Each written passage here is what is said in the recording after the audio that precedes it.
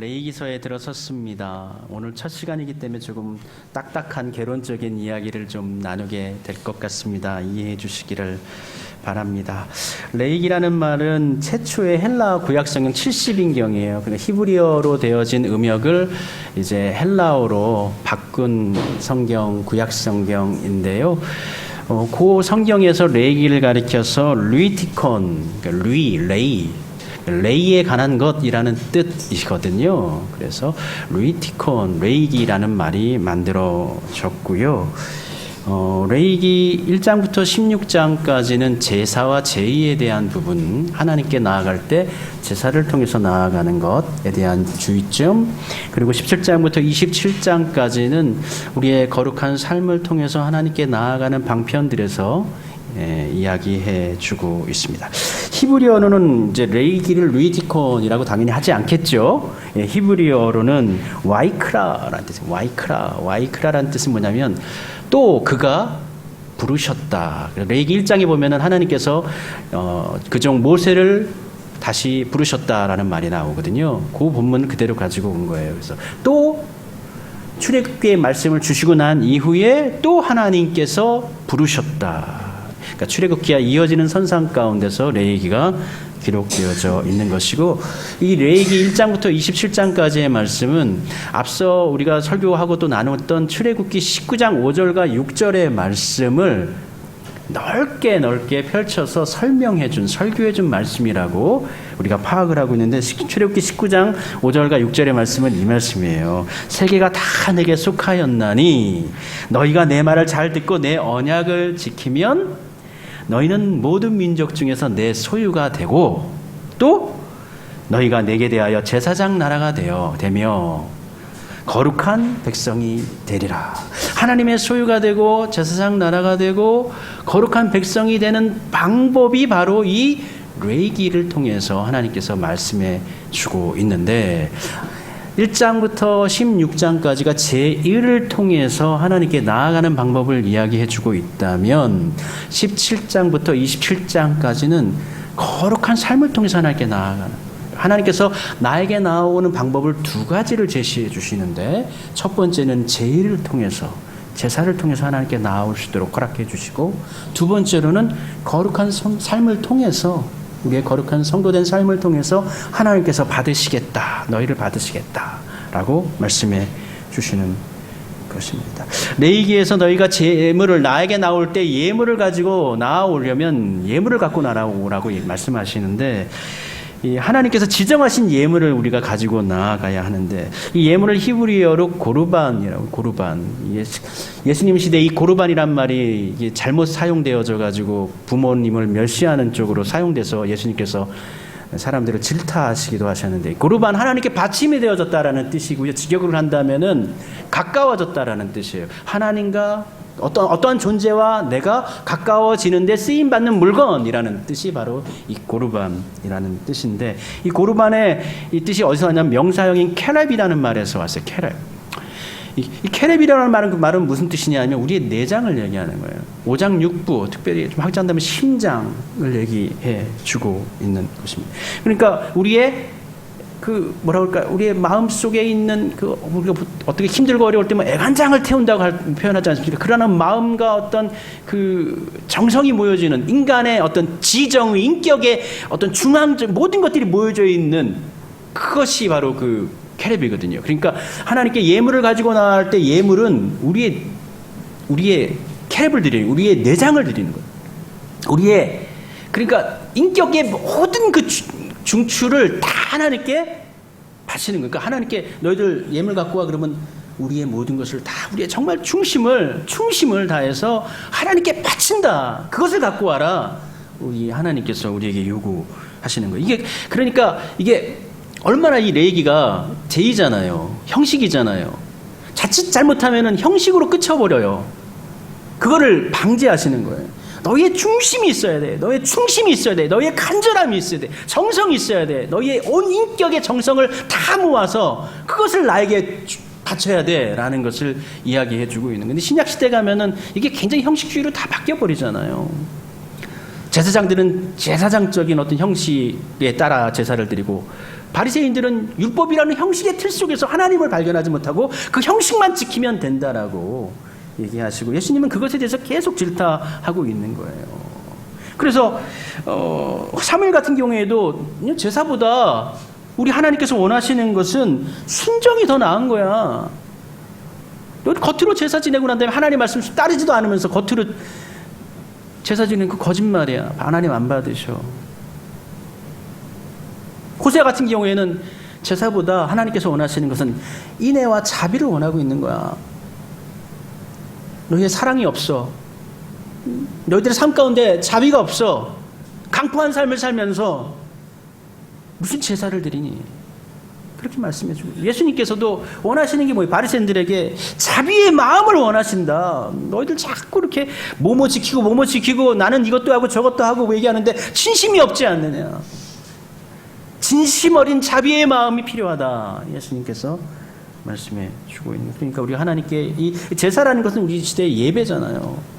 예배할 때 온 중심을 들여서 온 마음을 들여서 열정을 들여서 드리는 거예요.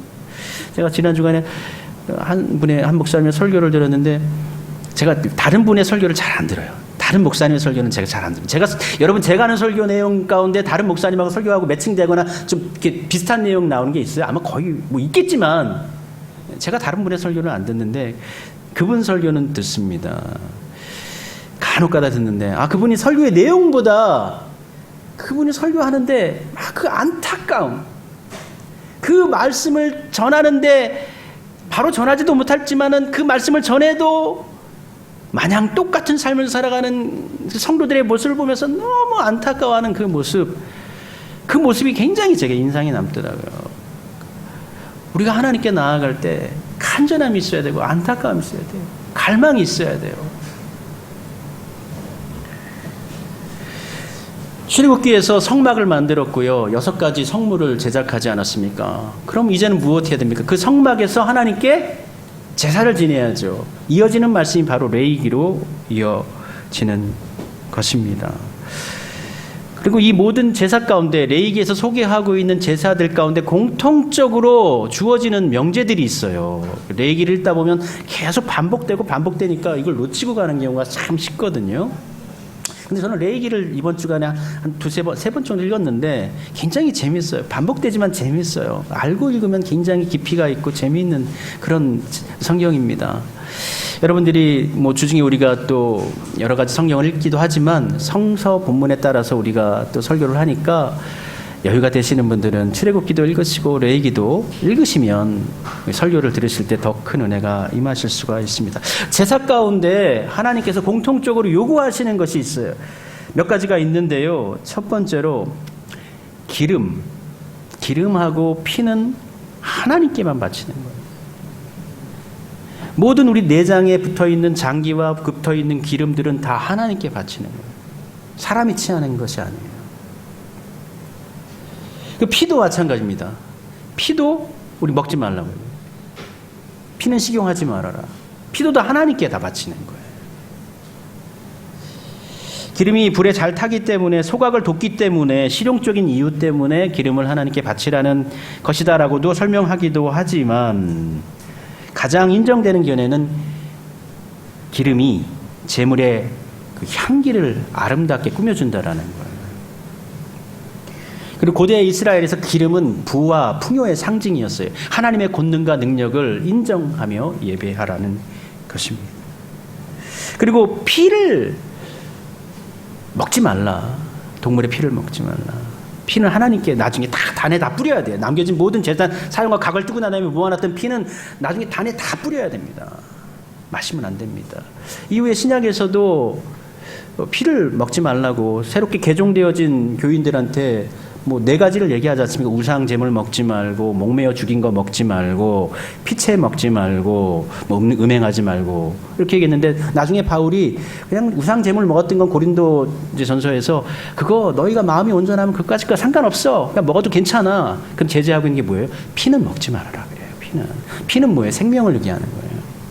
생명의 주권자가 우리 하나님에게 있음을 인정해야 된다는 거예요. 그리고 제사 가운데 같이 곁들여서 이거 좋은데라고 하면서 곁들여서 드리는 것이 있는데 그 곁들이는 것들 가운데 드리면 안 되는, 절대 드리면 안 되는 것이 두 가지가 있어요. 그것이 뭐냐면 누룩하고 꿀입니다. 누룩하고 꿀. 누룩은 뭐예요? 확장시키는 것, 작은 것을 크게 만드는, 부풀러 오르게 만드는 거예요. 보다 세련되게, 더 멋지게, 더 많은 것처럼 거짓으로 꾸미는 거예요. 여러분이 예배할 때, 헌물을 할 때에, 또 기독교적인 어떤 신앙생활을 할 때에 꾸미고 다른 사람들에게 보이기 위해서 하는 거칠에, 그거 하나님께서 받으시지 않으십니다. 그런 거 좋아하지 않으세요. 꿀이라는 건 뭐예요? 그 본래의 맛보다 더 강한 맛이에요. 아주 달콤한 것이에요. 달콤한 것, 좋은 것, 본질적인 것을 가리는 것, 그러한 것들에 대해서 하나님께서는 거부 의사를 밝히십니다. 근데 꼭 또 들어가야 되는 것이 있어요. 제물과 함께 꼭 들어가야 되는 게 뭘까요? 소금이에요. 소금. 제사 지낼 때 소금 꼭 넣으라는 거예요. 소금은 뭐죠? 우리를 보존하게 해주는 거예요. 지켜주는 거예요. 정결하게 하는 거예요. 깨끗함을 상징해 주고 있는 거예요. 이러한 정신, 제사 정신을 가지고 각 번제를 드리든지 소제를 드리든지 하목제를 드리든지 속건제를 드리든지 속죄제를 드리든지 그렇게 제사를 드려야 된다는 거예요. 제사 하나하나의 내용이 중요한 것이 아니라 제사의 정신, 하나님께서 원하시는 것, 그것을 알고 하나님께 제사를 드려야 한다는 것이죠. 이와 더불어서 제물은 꼭 가축이어야 했습니다. 가축은 뭐예요? 내가 집에서 기른 것이어야 됩니다. 기른 것. 내가 수고하고 애써서 기르고 먹이고 나의 땀이 배어져 있는, 내 노력이 배어져 있는, 내 헌신이 배어져 있는 가축을 하나님께 바치는 거예요. 물론 예외적으로 아브라함과 같은 경우에는 모리아 산에서 그 자식을 이삭을 바치려고 할 때 하나님께서 산양을 예배해 주시고, 그런 경우는 특별한 경우예요. 특별한 경우. 내 정성이 들어간 예물을 하나님께 올려 드리는 것입니다. 내가 기르기 때문에 가장 좋은 것이 어떤 것인지 알아요. 이게 병들었는지, 이게 튼실한지, 이게 겉으로는 괜찮지만 속병이 들었는지 가장 잘한단 말이에요. 그래서 예배할 때, 제사 드릴 때 또 요건이 뭐예요? 흠이 없는 것을 드려야 돼요. 내가 기르던 것들 중에서, 내 정성이 들어가 있던 것들 중에서 흠이 없는 것을 드려야 돼요. 드리면서, 제사 드리면서, 하나님께서 제사 드리라고 하니까, 내가 드려야 되는데 그냥 여기 있는 것 중에서 좀 손해가 덜 날 만한 것들 드리면 우리 하나님께서 받으시지 않는다라는 거예요. 흠이 없는 것들 드려야 합니다. 마찬가지로 곡물에 있어서도 사가지고 바치는 거 아니에요. 내가 키운, 그러니까 소제 같은 경우에는 번제는 큰 제사고, 물론 큰 제사죠. 소를 드리는데 염소나 양을 드리는데 큰 제사죠. 큰 제산을 드리는 거예요. 그리고 소제는 조그만 아니에요. 소제는 그 번제 드리는 사람이나 이런 사람들은 족장이나 이런 사람들은 소로 드리고, 그 외 평민들은 양도 드리고 비둘기도 드리잖아요. 비둘기도 번제 드려요. 그 사람들은 뭐예요? 육축을 키우는, 목장하는 사람들은 그걸 드리는 거예요. 목장하는 사람은 내가 키웠던 것들이 양이니까, 염소니까 그걸 하나님께 바치는 거고, 소제 드리는 사람들은 어떤 사람들이 소제 드리겠어요? 농사 짓는 사람들이 소제 드리는 거예요. 농사 짓는 사람. 나 가진 게 없어, 동물이 없어. 그러니까 나는 그냥 조그맣게 이렇게 곡식 좀 모아가지고 가난하니까 이거 드릴게. 그게 아니에요. 내가 키우던 농작물을 하나님께 바치는 거예요. 농산물 드리는데 볕단 요만큼 올려놓고 조금 올려놓고 드리는 거 아니에요. 상소를 드리는 것처럼, 염소와 양을 드린 것처럼 내가 가지고 있는 쌀 한 통을 가지고 올려드리고 하나님께 바치는 거예요. 마찬가지로 흠이 없는 가장 좋은 보리, 그것을 하나님께 바치는 것이 소제입니다. 흠이 없어야 돼요. 그래서 양을 드리든 곡식을 드리든 간에 조건이 있어요. 첫 번째는 뭐냐면, 보통 예전에 제가 터키에서 잠시 좀 이렇게 봉사 이렇게 좀 하면서 단기 선교를 다녔다가 돌아오면서 이제 이스라엘 들려가지고 키부츠에서 몇 개월 머물렀거든요. 그때 오순절 잔치라는, 오순절 잔치할 때 어떻게 잔치를 하냐면, 그 해에 태어난, 첫 번째가 뭐냐면 그 해에 태어난 첫 소라든지 염소라든지 그것을 하나님께 딱 가지고 와요. 그의 첫 음으로 태어난 아기, 남자아이든 여자아이든. 첫 번째 조건이면 이 첫 번째라는 조건이라는 게 첫 번째 가장 먼저 태어난 것이기도 하지만 두 번째 중의적인 뜻이 있죠. 가장 좋은 것이라는 뜻이 있어요. 좋은 것이라는 뜻. 그의 태어났는데 첫 번째 태어났는데 병이 들었어요. 그럼 그걸 하나님께 바칠까요? 아니죠. 제외되는 거죠. 가장 첫 번째 것, 가장 좋은 것, 그것을 바치되 흠이 없는 것. 첫 번째 조건은 뭐예요? 그해 태어난 하나님께서 허락해 주신 가장 첫 곡식과 가장 첫 어떤 육축들. 그리고 두 번째는 흠이 없어요. 그러한 것들로 우리 하나님께 제사를 올려 드려야 하는 것입니다. 제사 중에 우리는 제사 지내니까 뭐 제사장은 막 이렇게 일하고 막 각뜨고 뭐 불태우고 다른 사람들은 가만히 있고 제사는 굉장히 조용했을 것이다. 침묵 가운데 드렸을 것이다. 그렇게 생각하는데 그렇지 않죠. 하목 제사라든지 감사 제사를 드릴 때는 옆에 드리시는 분들이 제물을 안수하고 난 후에 같이 찬송도 부르면서 감사의 얘기도 나누면서 함께 제사하고 난 다음에 그 음식 어떻게 해요? 같이 어떻게 해요? 나누어 먹으면서 또 그러면서 또 서로지간에 격려하고 그런 시간을 또 갖고요. 사죄의 제사, 속죄의 제사를 드릴 때에는 제 고백이 따라가야 되는 거예요. 내가 이러이러한 죄를 졌습니다. 그리고 속건제를 드릴 때에는 하나님께 제사를 올려드리지만 용서의 제사를 올려드리지만 먼저 전제되는 게 뭐예요? 내가 잘못한 그 당사자한테 용서를 빌어야 돼요. 양이나 양이나 염소 같은 경우에는 4배로 가. 우리나라의 뭐 헌법은 뭐 피해 입은 거 있으면 뭐 피해 입은 것만 보상해 주면 된다. 그러지만 성경의 법은 그렇지 않아요. 고의적으로 잘못한 일이 있고 잘못한 일에 대해서 책임을 물을 때는 내가 한 일에 4배예요, 얘요. 양과 염소는 4배고요. 소는 하는 일이 많잖아요. 소 없으면 농사도 못 짓는데 소를 해코지 했다. 그러면 소는 어떻게 돼요? 더 무거워져요. 5배로 갚아야 돼요. 소 한 마리에 치면 소 5마리 갚아주고 난 한 다음에야 속건제를 드릴 수가 있는 거예요. 그러니까 속건제나 속죄제를 드릴 때는 내가 이러이러한 죄를 졌습니다 하면서 자백하면서 기도하면서 하나님께 용서를 구하고 제사를 끝나고 나면 제사장이 어떻게 하겠어요? 그 죄에 대해서 사죄의 선언을 하게 되는 것이죠. 그러니까 제사가 엄숙하게 조용하게 그냥 이렇게 끝나는 것이 아니라 축하의 자리일 때는 축하와 서로 격려와 기쁨의 그러한 나눔이 있고 찬송이 있고 기도가 있고 또 속죄를 할 때는 슬픔이 있고 애도가 있고 또 그것에 대한 어떤 용서와 자비를 구하는 기도가 같이 더불어서 진행된다라고 볼 수가 있는 거예요. 우리 성경 본문에는 이제 앞서 본문 속에서 제일 먼저 번제, 소제, 또 하목제, 속죄제, 속건제 이렇게 소개해주고 5가지의 제사를 소개해주고 있는데 이건 이제 제사의 이제 종류고요. 제사의 그 방법에 따라서 제사가 크게 4가지로 나뉩니다. 첫 번째 하제입니다. 하제는 불화자죠. 그래서 불로 태워서 드리는 거예요. 그러니까 번제도 불로 태워 드리는 거고 속죄제도 불로 태워 드리는 거, 하목제도 불로 태워 드리는 거고 소제도 불로 태워 드리는 거고 속건제도 불로 태우는 거. 이 5가지가 다 뭐예요? 다 하제가 되는 거예요. 하제. 불로 태워서 모든 것을 없애고 더불어서 그 불로 태워지는 것에서 이어져 나오는 향기를 우리 하나님께서 받으신다라는 것이에요. 불이라는 것은 우리 하나님의 임재하심을 상징하는 것이기도 하고요. 하나님의 심판을 상징하기도 하는 거예요. 우리가 죄를 지었을 때 이 죄가 되는 불에 태워져서 죄가 되어져 버리는 것은 다 없어져 버리는 것처럼 우리가 그와 같이 심판을 받을 사람이다라는 것을 알려주고 있는 것이죠. 그리고 두 번째로 요제가 있습니다. 요제는 이제 하나님께 바치는 제물을 제사장의 손바닥 위에 올리고 난 다음에 이렇게 한번 이렇게 올려드리듯이 이렇게 흔드는 것이 요제예요.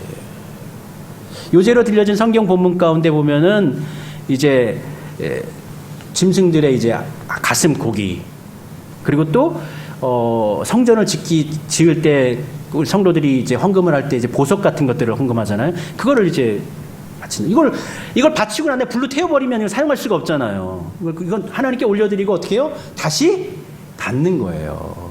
고기 같은 것은 제사장 몫으로 제사장이 짭이 없으니까 다른 일이 없으니까 그걸로 해서 먹고 사는 것이고, 그리고 그렇게 이렇게 바쳐진 성물들은 이제 성막이라든지 일단 또 하나님을 섬기는 일을 위해서 이렇게 다시 쓰임 받게 되어지는 것이죠. 그래서 이렇게 올려드리는, 하나님께 올려다 다시 받는다.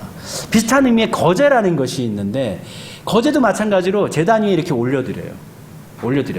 올려드렸다가 어떻게 해요? 내려놓는 거예요. 이게 뭐냐면 특별히 곡식을 드릴 때에 많이 요제를 드렸어요. 하나님께 받으십시오 하고 올려드리고 난 다음에 일정 부분 태우고 나머지 것들에 대해서는 다시 내려와서, 이것들을 누가 사용했냐면 이것들을 제사장들이, 레위 족속들이 이것을 음식으로 사용했어요. 요즘에는 이제 없었지만 예전에 우리 성미라는 게 성미 목회자들을 위해서 이제 쌀을 이제 한 보따리씩 갖고 와 오셔가지고 그걸로 이제 목회자들이 밥을 먹었거든요. 일종의 이 거제가 성미의 개념이. 그래서 이 곡식을 이렇게 바치고 난 다음에 이 바친 곡식으로 하나님께 받으시고 난 다음에 다시 제사장들이 그것을 하나님으로부터 받아가지고 이제 그것을 먹고 사는 거예요. 거제가 있고, 마지막으로 전제라는 것이 있어요. 전제라는 것은 이제 뿌린다라는 거예요. 그러니까 액체예요. 기름을 더하여서 위에다가 뭐 또 반죽을 넣고 기름을 뿌리기도 하고 거기에 포도주를 더하여서 뿌리기도 합니다.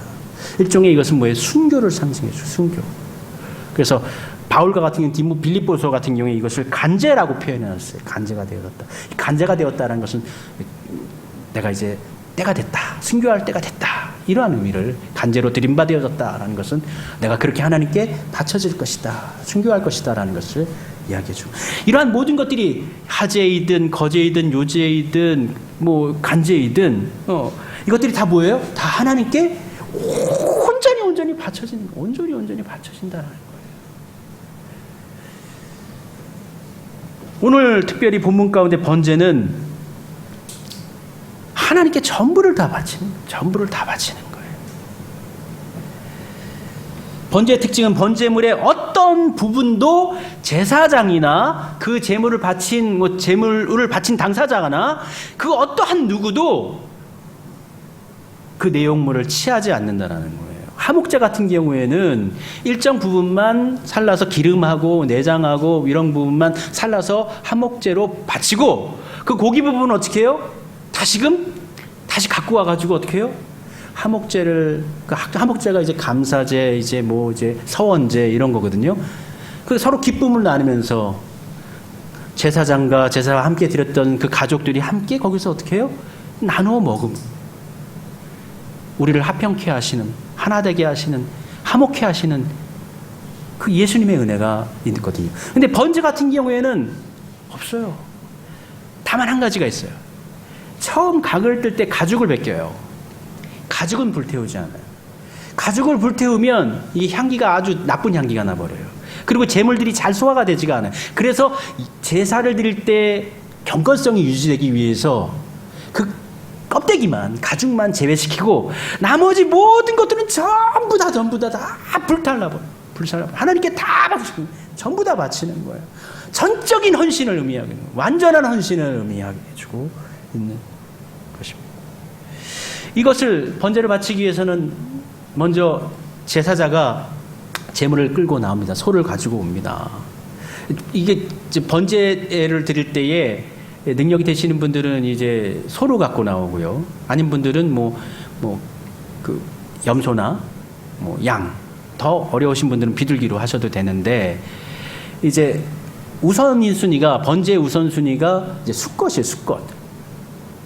그 수컷이라는 게 남자가 더 좋으니까 우선 그런 개념이 아니라 상징성이에요. 상징성, 대표성. 당시나 지금이나 수컷보다 암컷이 더 귀하고 더 가치가 높습니다. 왜냐하면 새끼를 낳기 때문에 더 비싸요. 가치를 따지면 수컷보다 암컷이 더 가치가 높은데 왜 수컷을 우선순위로 해서 바치느냐? 상징성이에요. 상징성. 대표하고 있다라는 상징성을 가지고 수컷을 바치지만 꼭 수컷만 바칠 필요는 없어요. 양과 염소로 바칠 때는 그냥 암양도 바쳐도 됩니다. 상관이 없어요. 그것을 제물을 가지고 제물을 드리는 당사자가 끌고 나와가지고 난 다음에 안수를 하는데 누가 손을 얹고 그 제물에다 손을 얹고 안수를 할까요? 제사장이 손을 얹고 안수하지 않아요. 그 제물을 바치는 당사자가 당사자의 죄와 허물을 누가요? 이 소가 대신 가져가는 거잖아요. 그래서 내가 하는 거예요. 내가. 믿음이라는 것은 내가 하는 거예요. 내가 믿는 거예요. 내가 기도하는 거예요. 내가 하나님께 바치는 거예요. 중간에요. 하나님과 나 사이에 중간에 낄 수 있는 건 예수님밖에 없어요. 그 누구도 없어요. 여러분의 아내도 되지 못해요. 여러분의 남편도 되지 못하고 여러분 목회자도 되지 못합니다. 그 사이에 낄 수 있는 건 아무것도 없어요. 우리 예수님밖에 없어요. 내가 직접 그 재물의 머리 위에 두 손을 놓고 주님 제 죄를 제가 죽어야 하는 죄를 이 소에 얹습니다. 보냅니다. 본인이 기도해요. 안수하고. 그걸 통해서 무엇을 확인하는 거죠? 이 재물이 바로 나다. 내 죄가 이 소에게 갔고 이 재물이 불에 타서 죽는 것처럼 내가 죽어야 된다라는 동일화가 이루어지는 거예요. 동일화가 이루어지는 것이죠. 그리고 안수가 끝난 후에 재물은 제사장들에 의해서 불태워지고 그 재물의 피는 제단 사방에 다 뿌려지는 거예요. 다 제단에 올려놓는 거예요. 번제는 동물로 드리는 제사로 모든 것을 드리는 전적인 헌신, 예수 그리스도의 전적인 헌신을 보여주고 있고 또 예수님을 믿고 난 이후에 그리스도인들이 살아가야 할 전적인 헌신의 삶, 충성의 삶을 번제가 보여주고 있는 것입니다. 번제의 히브리어 뜻은 올라입니다. 뜻과 의미가 우리나라만 비슷해요. 올라인데 우리 뜻도 뭐예요? 올라가다라는 뜻이에요. 히브리어도 올라라는 뜻인데 하나님께 올려드리는 거예요. 우리의 모든 것을 다 올려드리는 것이에요.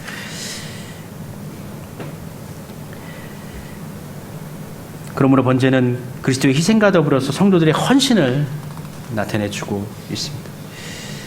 레위기의 제사들은 하나님과 인간 사이에 허락하신 하의 길로서 이 제사가 주어졌습니다.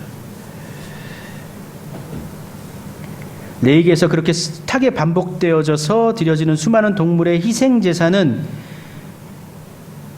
이후에 단번에 드려져서 온전케 하신 하나님의 아들이신 예수님의 제사를 모형하고 있습니다. 예수님의 제사는 한 번 드려진 제사이지만 영원하고 완전한 제사입니다. 우리를 하나님과 화해시키는 효력을 가진 제사입니다. 번제는 예수님의 온전한 헌신과 속죄 사역을 상징해주고 있고 또 예수님을 따라 믿고 살아가는 성도들의 헌신을 상징해주고 있습니다. 또 소제는 예수님의 온유함, 겸손함을 상징해주고 있어요. 소제는. 또 그리고 성도들에게 있어서는 범사에 감사하는 삶을 살아야 함을 소제가 우리에게 가르쳐주고 있습니다. 화목제는 예수님의 속죄와 화목의 사역에 집중합니다. 우리를 화목해 하시는, 하나님과 평화하게 하시는 화목제가 되신 예수님. 그리고 우리 역시도 다른 이들과 함께 살아갈 때에 화목의 교제, 평화의 교제를 나누어야 한다라는 것을 가르쳐주고 있습니다. 속죄제는 예수님의 속죄 사역을 강조해주고 있어요. 예수님의 속죄 사역. 그리고 속건제는 똑같이 속죄제의 사역과 예수님의 사역을 강조하고 있는데 속건제라는 건 뭐예요? 죗값을 대신 치른다는 제물에 대해서 강조해주고 있거든요. 물건을 배상을 하든지 무엇인가 배상을 해야 돼요. 내놓아야 돼요. 우리의 죗값으로 예수님께서 예수님의 몸으로 우리를 대가를 치르셨다라는 개념을 속건제는 더 강조해주고 있는 것입니다. 하나님께서는 제사를 통해서 우리를 만나시기를 원하셨습니다. 하나님께서는 이스라엘 백성들이 하나님께 나아오기를 원하셔서 거룩해지기를 원하셔서 첫 번째는 제사의 방법으로 하나님께 나아오게 하시고 그리고 두 번째로는 그렇게 제사를 통해서 경건해지고 거룩해진 사람들이 삶을 통해서 거룩한 삶을 통해서 하나님께 나오고 하나님과 교제하기를 원하셨습니다. 하나님은 우리에게 원하십니다. 마찬가지로 지금에도 원하십니다. 예배를 원하십니다. 만나시기를 원하십니다. 교제하기를 원하십니다. 근데 우리가 교제하기를 원할 때에 우리의 마음을 들이지 않고 우리의 뜻을 들이지 않고 정성을 들이지 않고 하나님을 만난다면 그것은 온전한 제사요 온전한 예배가 될 수가 없을 것입니다. 하물며 우리가 한 사람 한 사람과의 만남과 약속을 하고 그 사람을 만날 때에도 그 사람에게 집중하고 그 사람의 말을 잘 경청하고 듣는데, 만약 우리가 누군가 약속하고 만났는데도 다른 얘기하고 그 사람 얘기하는데 다른 일을 하면서 잘 듣지 않는다면 그 사람의 마음이 얼마나 상하겠습니까? 하물며 우리가 하나님께 예배할 때에 얼마나 정말 캐랩, 우리의 중심으로 하나님께, 우리의 내장으로, 우리의 심장으로 하나님께 나아가야 한다는 것을 생각하면서 하나님께 예배하시고, 그리고 레위기 1장부터 16장까지가 제사에 관계된 본문이지만 이후에 나오는 17장부터 27장까지의 본문은 성도의 거룩한 삶에 대해서 얘기해 주고 있어요. 거룩한 삶을 통해서 하나님께서 영광을 받으신다는 것을 함께도 기억해야 하겠습니다. 구약의 제사는 하나님 앞에서 떠난 인류를 하나님 앞에 다시 끌어내게 하고 서게 하고 또 성변될 사람을 축복하기 위한 제사였습니다. 그리고 이 모든 제사는 신령한 제물이신 예수님을 예표해 주고 있기 때문에 지금 그분을 믿고 올바른 신앙생활을 살아가는 것이야말로 우리가 참된 제사, 참된 예배를 하나님께 드린 것이라고 볼 수가 있는 것입니다. 예수님 안에 능력이 있지요. 예수님 안에 은혜가 있지요. 예수님 안에 하나님을 향한 사랑이 담겨져 있고 우리 또한 그 예수님을 통해서 하나님께로 나아갑니다. 희생의 제물이 되신 예수님을 통해서 하나님께로 나아갑니다. 예수님께서 그와 같이 전인적으로 모든 것을 다 번제가 되어주시고 화목제가 되어주셔서 속죄제가 되어주셔서 하나님께 나아가시는 길을 만들어주신 것처럼 우리 역시도 그 길을 통해서 하나님께 모든 것을 헌신하는 번제의 마음으로, 용서를 구하는 속죄제의 마음으로, 하나님과 평화를 구하는 하나님의 자녀됨, 하나님의 거룩한 백성, 하나님의 제사장 나라가 되기를 소망하는 마음으로 살기를 쫓아나가는 마음으로 드리는 이 화목제와 같은 그러한 마음으로 하나님께 나아가도록 합시다. 그 은혜와 능력이 여러분들과 함께 하시기를 바랍니다. 우리 찬송 부르면서 우리의 마음을, 이러한 마음을 다시 한번 좀 고백했으면 좋겠는데요. 앞서 찬송했던 부르신 곳에서 우리 함께 찬송 부르면서 하나님의 부르심 앞에 예배자로서 온전한 예물로, 온전한 제물로 살아가겠습니다. 그렇게 고백하며 찬송하도록 합시다.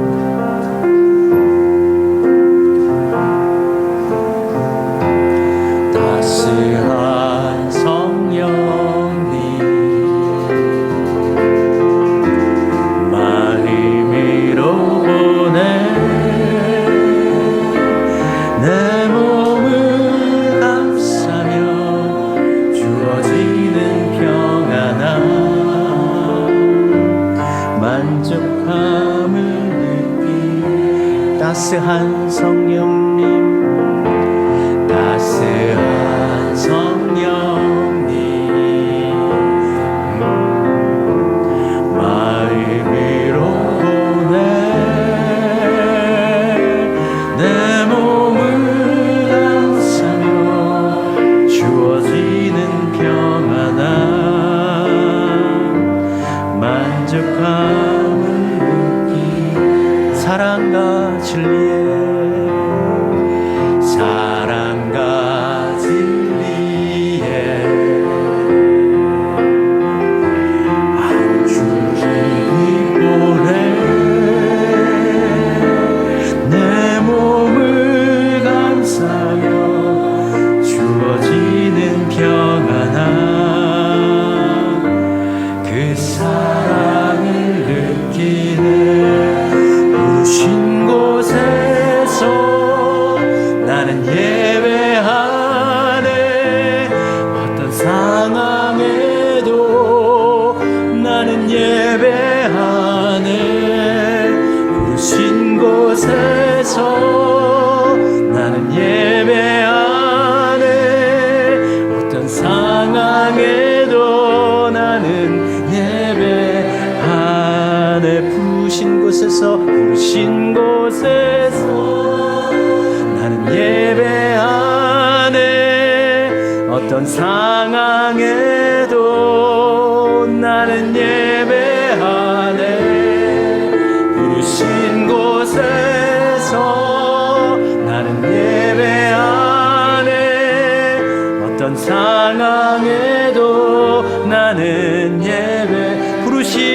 곳에서 부르신 곳에서 나는 예배하네. 상황에도 나는 예배하네. 부르신 곳에서 나는 예배하네. 어떤 상황에도 나는 예배하네. 하나님 앞에 다짐하며 기도하겠습니다. 하나님과 함께하는 삶, 우리를 부르신 그곳, 우리가 살아가는 삶의 현장, 어떤 곳, 어떤 상황 속에서라도 예배자로 살아가겠습니다. 예배자가 먼저 되겠습니다. 그 어떠한 것으로 먼저 살아가기 전에 하나님 앞에 나는 예배자요, 하나님 앞에 살아가는 사람임을 고백하며 살겠습니다. 이와 같이 다짐하며 우리의 헌신된 삶을 하나님께 올려드리겠습니다. 번제처럼, 하목제처럼, 속죄제처럼 하나님께 올려드리는 삶으로, 헌신된 삶으로 살겠사오니 주여 저희를 사용해 주옵소서. 주여 저희를 써주시옵소서. 우리 함께 외쳐 기도하도록 하겠습니다. 거룩하신 아버지 하나님, 이 시간 주님 앞에 간구합니다. 거룩한 산제물로 하나님 앞에 쓰임받기를 소원합니다. 아버지, 이 땅 가운데 살아가면서 먼저 가장 우리가 되어야 할 것은 하나님 앞에 예배자인 줄로 믿습니다. 예배드리는 사람이 되어야 하는 줄로 믿습니다.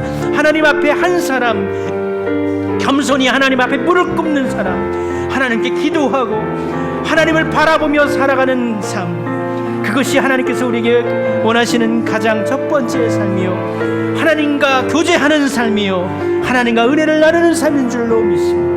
아버지 하나님이 어떠한 상황과 환경 속에서라도 흔들리지 아니하는 믿음의 능력을 가지고 하나님 앞에 예배자로 살게 하옵소서. 예배자로 세워주시옵소서. 하나님의 사람으로 세워주시옵소서. 우리 주님의 권능과 능력이 아버지 산제물처럼 드려지고 하나님 앞에 온전히 받으시기에 합당한 예물로 우리의 인생이 바쳐지게 하옵소서.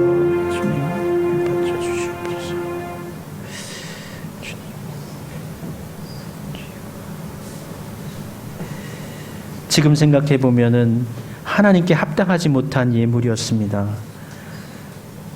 하나님 앞에 온전하지 못했던 삶이었습니다. 거룩하게 구별되지 못했던